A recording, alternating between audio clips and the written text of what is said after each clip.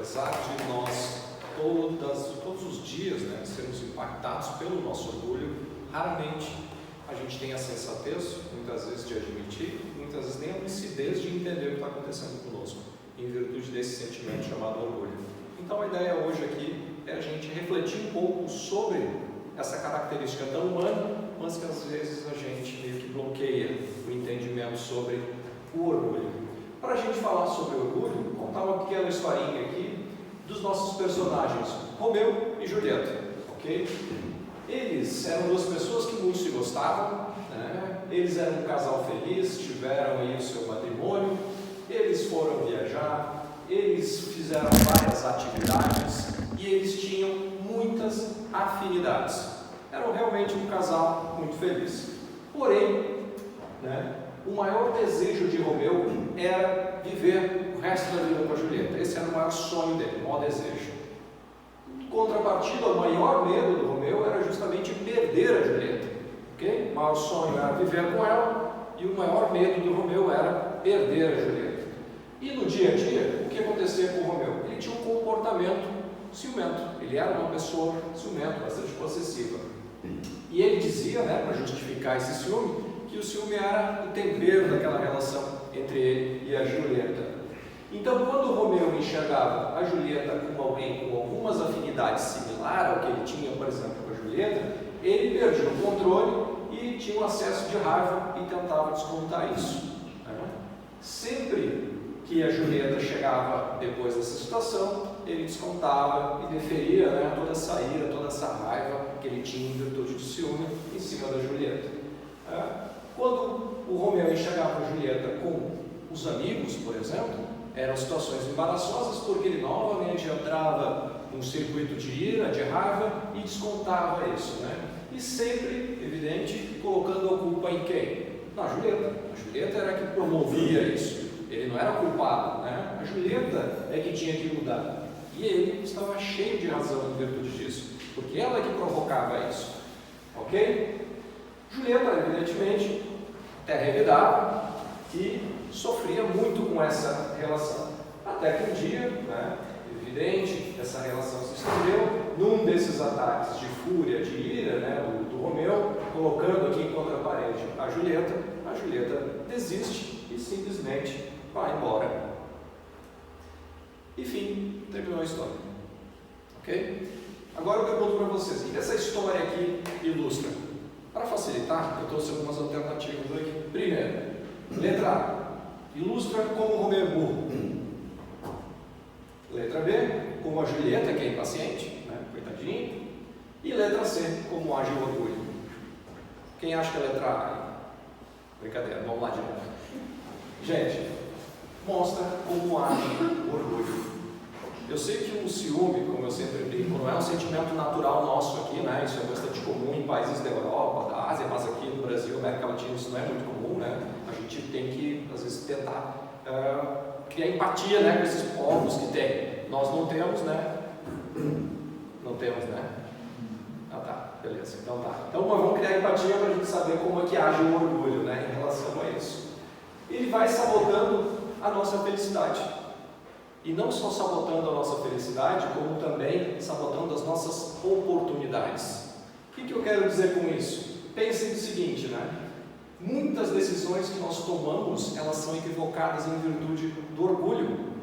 Nós não pensamos direito, nós não pensamos com sensatez ou lucidez, nós pensamos muitas vezes de cabeça quente, como a gente diz, e o orgulho toma conta, e a gente toma decisões equivocadas. Como este é o caso do Romeu. Se o maior sonho do Romeu era viver com a Julieta, como a gente viu, por que então ele causou a separação?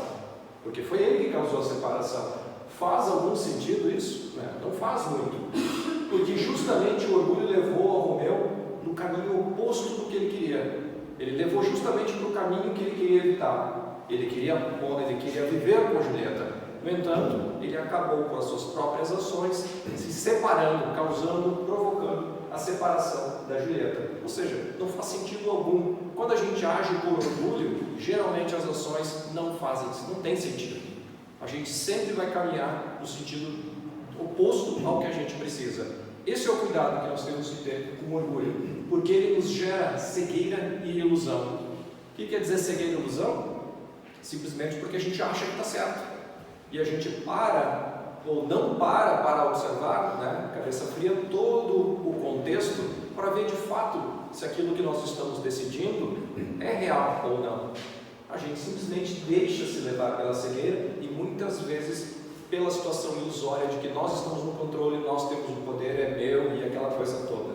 Então esse é o principal cuidado, né? São as consequências. Sigmund Freud, todo mundo acho que já deve ter ouvido, né? Ele era um neurologista austríaco do início do século, considerado o pai da psicanálise. Ele estudou o orgulho e ele diz que o orgulho é um mecanismo de defesa do nosso ego, de aspectos não tratados. Então, o mecanismo de defesa do nosso ego de aspectos não tratados, seja do familiar, aspectos não tratados de família, por exemplo, aspectos não tratados da nossa formação educacional, né? Aspectos da nossa própria imagem, aspectos não tratados da nossa imagem, ou seja, daquilo que nós imaginamos que nós somos diante da sociedade, que nem sempre é a mesma coisa, e também aspectos não tratados relativo ao nosso status, né, que é o nosso papel que nós almejamos na sociedade, que nem sempre é coerente com aquilo que a gente pensa. Então, esses aspectos não tratados, o ego é que age como um mecanismo de defesa deles. Para vocês entenderem um pouquinho melhor, vamos imaginar o seguinte: nós temos o nosso mundo interno, ok? Que é o conjunto das nossas crenças, dos nossos sentimentos, né, das nossas emoções. Esse é o nosso mundo interno. E existe esse outro círculo, que é o mundo externo, que é aquilo que nós não temos controle, que é o que o outro pensa, o que o outro faz, o que está acontecendo, que é fora da gente, ok? Então, nós temos o mundo interno e o mundo externo. O ego, ele serve como um mecanismo intermediário aqui, como uma instância mediadora entre o nosso mundo interno e o mundo externo, para que o mundo externo, as ameaças que venham deste lugar aqui, não atinjam diretamente o nosso mundo interno. Então o ego, ele é essa instância mediadora, como se fosse um filtro. E aí, o que acontece na realidade? A realidade é que o nosso mundo interior é mais ou menos isso aqui, é ou não é? A gente não sabe administrar, a gente não sabe lidar muito bem com emoções, com sentimentos, a gente é um pouco analfabeto emocional no nosso mundo interno. Ou seja, sempre quando houver qualquer tipo de interferência, qualquer tipo de ameaça do mundo externo, o nosso ego, que é essa instância mediadora, ele precisa fazer o quê? Opa, aqui está confuso, é um emaranhado de sentimentos, emoções, crenças, logo para me defender dessas ameaças externas, eu preciso crescer, eu preciso tomar conta, porque aqui não está bem administrado. Se isso aqui, essa ameaça externa, acessa diretamente o meu mundo interno, esculhando ainda mais, então o meu ego precisa fazer o quê? Ativar as defesas, para que eu não sofra tanto mais. Ok? Deu para entender mais ou menos como é que o ego funciona? Freud diz o quê? Que o ego, né, ele ativa as defesas justamente para evitar esse conflito interno. E a gente dizia, inflou o ego, né? Insuflou o ego, esse tipo de coisa, realmente, porque existe. E quais são os mecanismos de defesa que existem? Né? Freud e a filha dele, Anna Freud, catalogaram vários, estudaram vários mecanismos de defesa. Eu trouxe alguns aqui só para ilustrar, tá? Só para vocês imaginarem, para vocês saberem que existe isso, que não é tão abstrato assim. Ou seja, o primeiro mecanismo aqui que dá para entender é o de negação, que ele recusa, né, quando a gente se recusa a aceitar uma situação que ocorre conosco, né? Então, por exemplo, eu estou num trabalho e alguém acontece alguma situação no meu emprego e eu vou lá e falo, eu me demito se eu for rebaixado, eu faço isso se acontecer tal coisa, eu nego aquilo. Logo, quem está tomando essa decisão de eu me demito se eu for rebaixado, se eu não ganhar promoção eu faço tal coisa, é o orgulho, porque eu me senti ameaçado naquele momento, logo o meu orgulho toma conta. Este é o mecanismo de negação. Tem o mecanismo de sublimação, por exemplo, transforma algo inaceitável socialmente em aceito. Mais ou menos, eu não limpo para não tirar o emprego de quem está trabalhando. Então eu vou lá no shopping, deixo a bandeja, eu jogo lixo no chão e eu simplesmente não limpo porque eu acho que se eu fizer isso, eu estou tirando o emprego de alguém.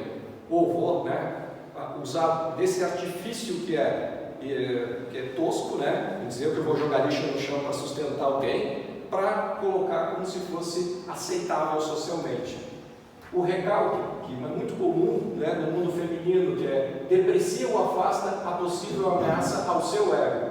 Então muitas mulheres, por exemplo, falam, fulana se veste assim porque está carente, fulano não sei lá o quê. Na verdade é o quê?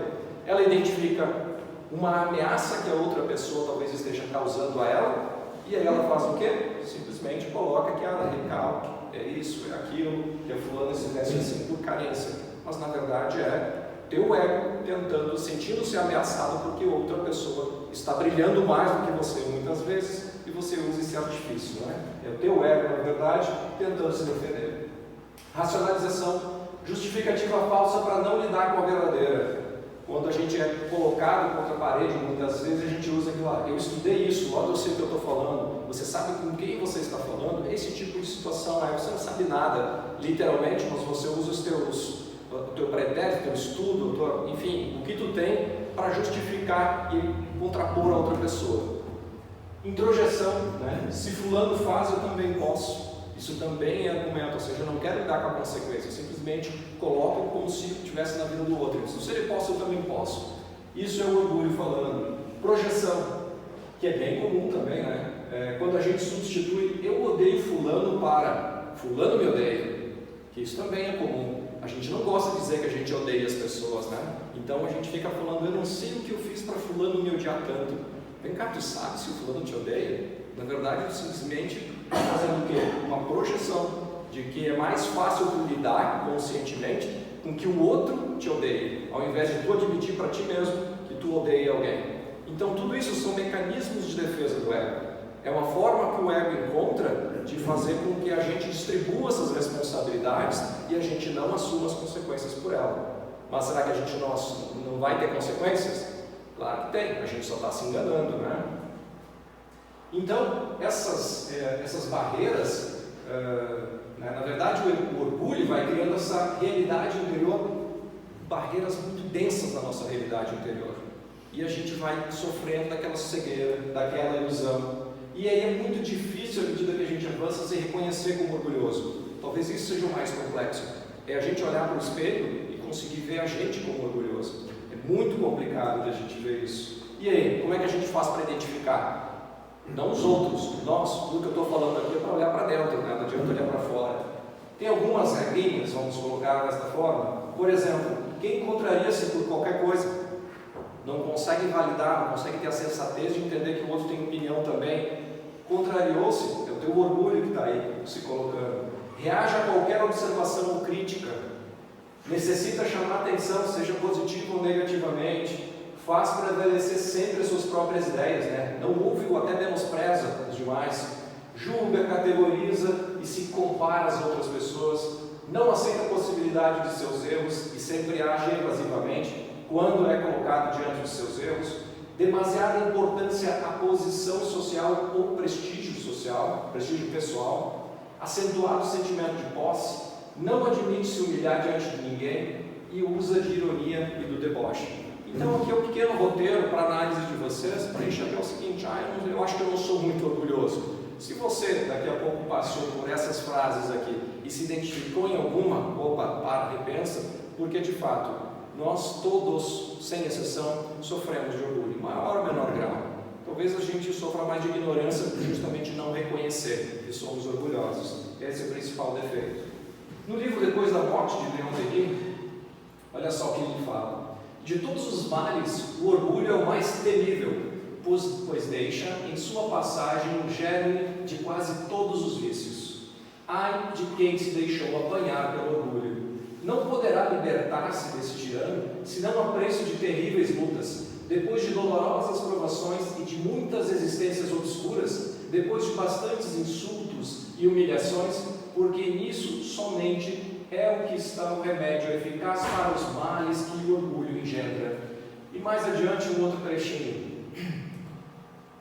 Este cancro é o maior flagelo da humanidade, no caso o orgulho, né? Dele procedem todos os transtornos da vida social, as rivalidades das classes e dos povos, as intrigas, o ódio, a guerra. Inspirador de loucas ambições, o orgulho tem coberto de sangue e de ruína este mundo. E é ainda ele que origina os nossos padecimentos de além-túmulo, pois seus efeitos ultrapassam a morte e alcançam nossos destinos longínquos. O orgulho não nos desvia somente do amor dos nossos semelhantes, pois também nos estorva de todo aperfeiçoamento, enganando-nos com a superestima ao nosso valor ou cegando-nos sobre os nossos defeitos. E nossa vida, como reduzir o orgulho então? Aí, ele responde: só o exame rigoroso de nossos atos e pensamentos pode induzir-nos à frutosa reforma. Então não tem fórmula mágica, não tem floral, não tem passe, não tem nada, exames que dê para fazer para a gente conseguir se curar do orgulho.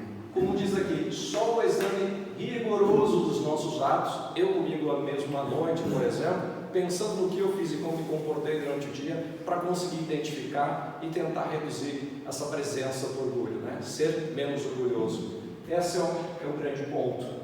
No livro Seara dos Médiuns, do Chico Xavier, ele coloca 3 atitudes que acho que é bem interessante de enxergar como se comportam, tanto na sociedade, no trabalho, na equipe, como é o egoísmo, o orgulho e o bem. Então olha só o comparativo, que legal. Na sociedade, o egoísmo faz o que quer, o orgulho faz como quer, o bem faz quando pode, acima das próprias obrigações. No trabalho, o egoísmo explora o que acha, o orgulho oprime o que vê, o bem produz incessantemente. Na equipe, o egoísmo atrai para si, o orgulho pensa em si, o bem serve a todos. Na amizade, o egoísmo utiliza situações, o orgulho clama por privilégios, o bem renuncia ao bem próprio. Na fé, o egoísmo aparenta, o orgulho reclama, o bem ouve. Na responsabilidade, o egoísmo foge, o orgulho tiraniza, o bem colabora. Na dor alheia, o egoísmo esquece, o orgulho condena, o bem ampara.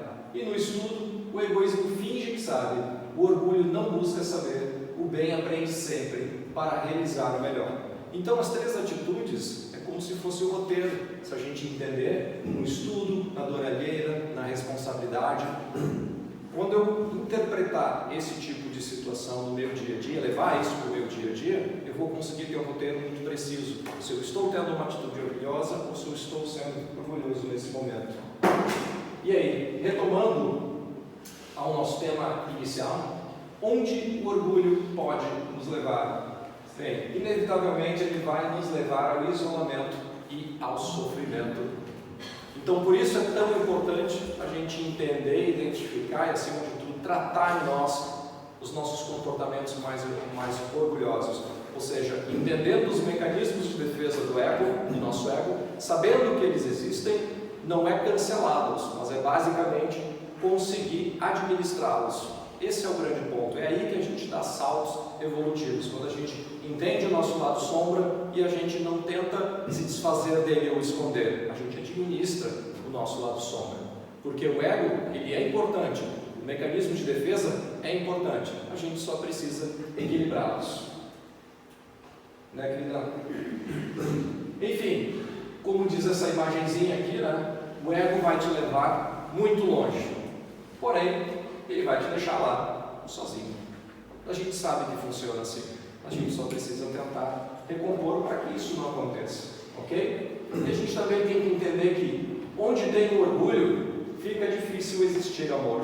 Como a gente viu na história de Romeu e Julieta. Não tem como eles coexistirem. Ou é um, ou é o outro. Então, para existir o amor, obrigatoriamente precisa reduzir o orgulho. Se o orgulho toma conta, o amor desaparece.